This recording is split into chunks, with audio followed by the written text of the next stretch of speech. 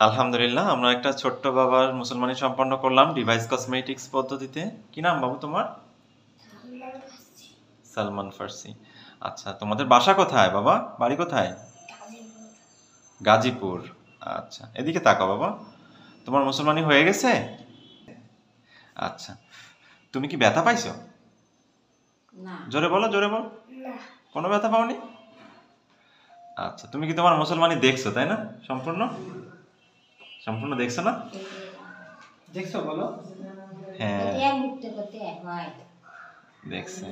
আচ্ছা, ওর দাদি পাশে ছিল। মুরব্বী, আপনি বলেন তো কেমন মুসলমানি দেখলেন? আচ্ছা, ওর কি কোনো কান্নাকাটি করছে?